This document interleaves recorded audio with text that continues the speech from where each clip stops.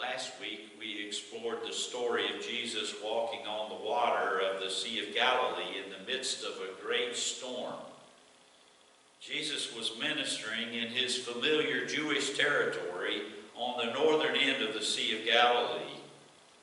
According to the gospel accounts, 75% of Jesus' earthly ministry took place on the northern end of this beautiful body of water.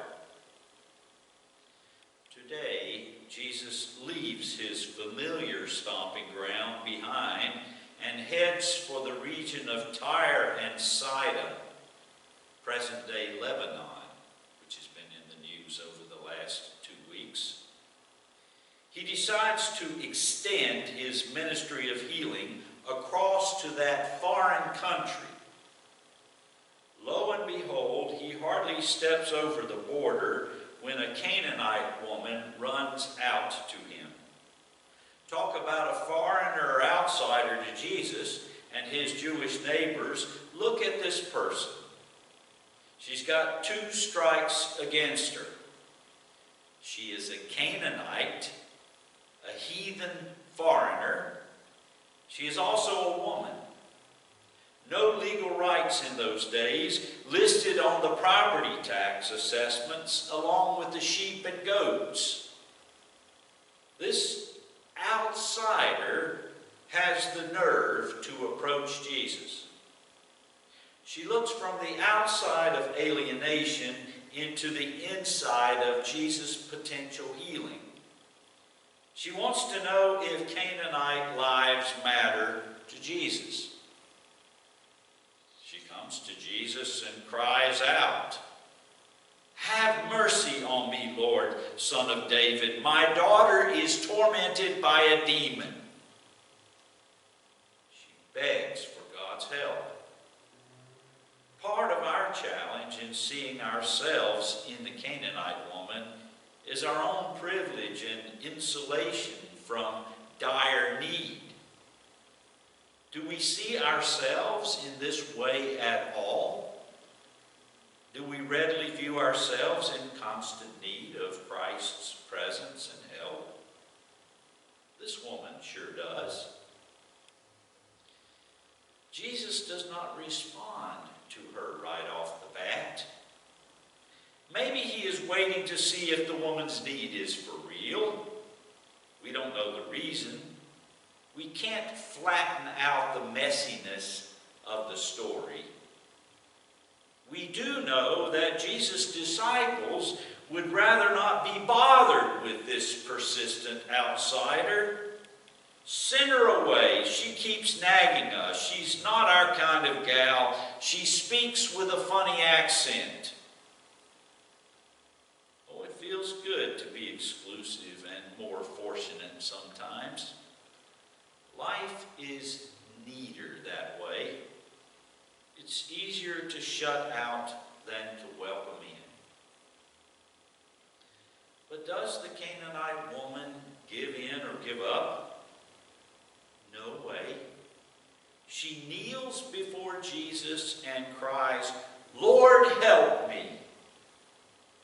It seems that Jesus continues to have the slows. Is he testing her sincerity? Is he playing the devil's advocate to make the woman more determined? Is Jesus himself grappling with the wideness of God's mercy also? He nearly echoes the exclusive comments of the disciples. It is not fair to take the children's food and throw it to the dogs. The woman even has a response to that comment. "Oh, yes, Lord, but even the dogs eat the crumbs that roll off the master's table." In other words, she is hungry, desperate, and needs help, and she's not too proud to ask for it. What outrageous and persistent faith from this foreigner. We would expect it from a Jew, but not from this heathen nagger. Barbara Brown Taylor, the author, says this about her. Faith works like a lever on Jesus, opening his arms wider and wider until there is room for the whole world in them. Jesus already demonstrated his willingness to embrace those rejected by society. He has touched the untouchable, healing a man with leprosy. He has engaged in conversation with the unspeakable, restoring a demon-possessed man to wholeness. He has permitted the touch of the unclean, healing a hemorrhaging woman. As a consequence, Jesus has already established a track record of revising the meaning of God's chosen people. He has expanded the criteria for those who constitute the people of God. Jesus makes real the gift of salvation to all. So here, Jesus comes around and bestows the grace. Woman, you have great faith, mega faith. Your request is granted and your daughter is healed right now. Come follow me. You are in. Your daughter is in. Welcome. All means all. Canaanite lives matter. Jesus turns this outsider into an insider. No one is outside the embrace of God's mercy or the circle of the church's care. All means all. There is no person for whom Christ did not die. There is no person for whom Christ was not raised on the third day. So, dear people of God's love, what is our mission?